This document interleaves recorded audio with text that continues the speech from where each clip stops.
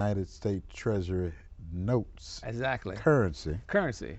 And they said, oh no, this guy's really lost his mind. That's it. He really thinks he's in charge. And when you go and trace the individuals that were around individuals, which Mullen brings out in his book, Mars does, they were all associated with the Third Reich. Oh yeah. With the Nazis. Oh yeah. And they said, we can't have this. We done invested all our money in this stuff. Now he gonna do this, and he gonna do that. Somebody got to straighten this out. Well, see, the book of Revelation talks about this beastly system. That's what you're dealing. You did a beastly system, and it wasn't intent that they were to empower the people. They were treading it down and to enslave them. And anybody that arose, that's why it says, who was able to make war with the beast? And this is what you have. You have a system that is ruled by an elitist. They have an agenda of building a world empire. That is their ultimate goal. And that is why when presidents come in, you find out when Obama comes in, his program, as far as foreign policy, especially the Middle East, there was no change from Bush. They said, by the fact, this is Bush's program. Well, it was the same. They worked for the same people. That's the whole point. Who were with him. But everybody thought it was going to be a change. It was a change. That's what people didn't understand. The change was you had a black face instead of a pale face. All right? Right. You had some other people other than the people who were there. Right. All right? But right. If you look around you, they say that the recession is ending and etc. No recession is ending. No. All right? But they figure if they keep saying that, it's like Goebbels, who was with Hitler. He said if you keep repeating things over and over again, eventually people will start to believe it. That's correct. Even though it's not happening. That's exactly right. And you hear them every day that the recession is ending. The recession is ending. Do you see the recession going anywhere in 5 to 10 years? There is no way that this thing can possibly happen. People, they have actually, the banks are insolvent. What I'm talking about Citibank, Bank of America, JP Morgan, some of your top 10 banks in the country, Wells Fargo, you name it, they are insolvent.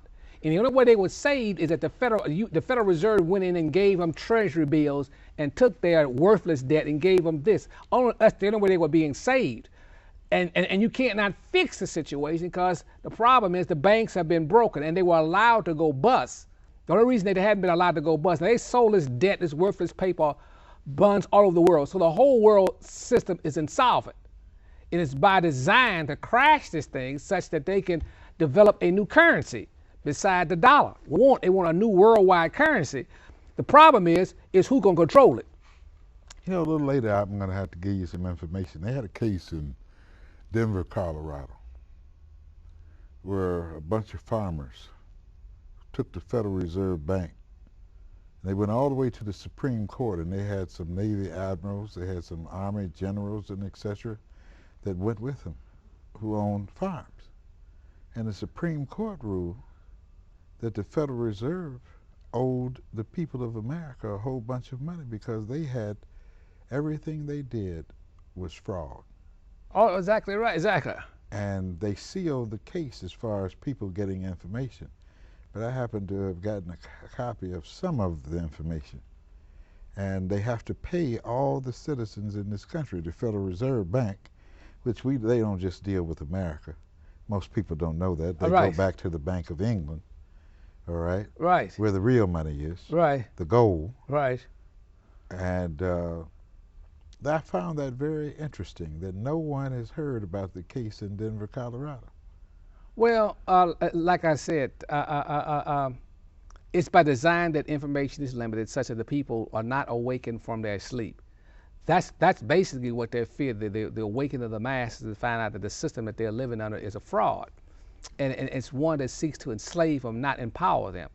And under this current system, you would never ever own anything because eventually, since they could create worthless money, they could always buy it back from you.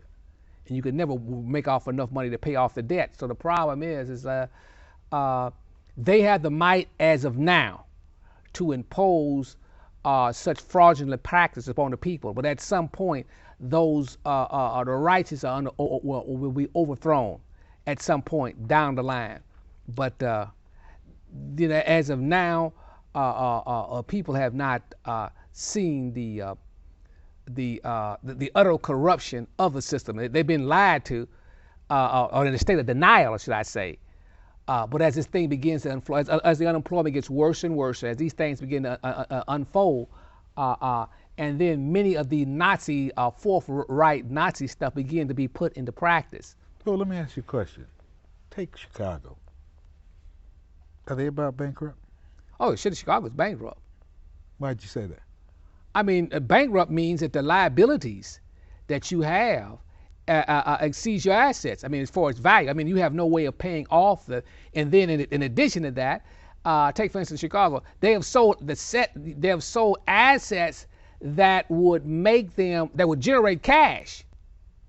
That would generate cash. They don't own anymore. No, they don't own anymore. So wait a minute. You're selling off. It's like somebody in the house. You begin to sell off your furniture. You sell off this. You sell off this. You say, wait a minute. You don't have nothing to generate any income, but yet these debts keep coming in. How are you going to pay off debts in the future? What are you going to use? Or better yet, a lady knows how to cook and she sold a stove. Yes, that's right. Exactly. She got to cook. She sells a stove. You say, wait a minute. What are you going to use to generate income? And that's basically what they did. They got. They make no cakes, no pies. Exactly. No cookies. That's exactly what they said. They sold these meters for a measly $1.5 billion, which they should have got more. Nevertheless, in 2 or 3 years, the money will be gone. He thinks the Olympics will bail him out. I mean, that's only a temporary steroid or sugar high. I mean. Well, did it bail out Atlanta? No, it didn't bail him out Atlanta. What happened there? It collapsed afterwards. The whole damn thing. That's the point. And I want to say this. Many of the white people do not get stuck in this real estate boom, coming to the South Side, buying up all this real estate, and you think you're going to make a bunch of money. The thing only lasts what? The Olympics only last 3 weeks. 2 to 3 weeks. 2 to 3 weeks. And after that, the people go home. All this other stuff is going down. Some of the infrastructure you can keep. But then where's the money going to come from? For instance, if you gentrify the South Side and you get rent up to, say, $1,000, $1,500, $200, $2,000, what are people going to pay for the rent after the Olympics gone? I mean, they're making construction money. After that, those jobs are gone. What are they going to do then?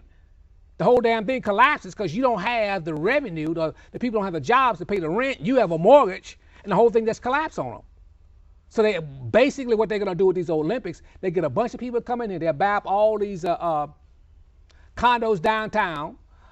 For a big price, rent them out $5,000 or $6,000 a week, $10,000 a week, some crazy money, $20,000 a month, some crazy thing. Probably gentrify the South Side. Washington Park will probably be no longer probably a black an area. You're not saying there won't be a Bud Billiken parade anymore, will you? They may keep that, but I mean that whole neighborhood would change. That you just wouldn't know it. As they pump in all this money and put in hotels and et cetera in there. And these things will only hold for a while. I mean, they put hotels on the South Side. They're talking about tearing down Michael Reese, stuff like that. Well, you know, Doc, I grew up on the west side of Chicago originally. I lived on Lake and Walcott. And when I was a young man, starting when I was about 8, 9 years old, I worked for Ike Sims, who was the adopted son of Big Jim Martin, who was the policy man. And I worked in their grocery store, sweeping floors, putting vegetables in, etc. But it's one thing I learned from that experience as a young man. They always made sure they took care of people in the neighborhood. I saw people getting ready to get put out of their houses. Big Jim Martin would go say to the sheriff, how much do they owe? He said, take this and give it to the owner. Put their furniture back in the house. I saw black politicians. I was a young man, but I had a good ear. I listened. Mm-hmm. They would come and say, well, I'm running for office in such and such a ward. Some of them was on the South Side. And, you know, the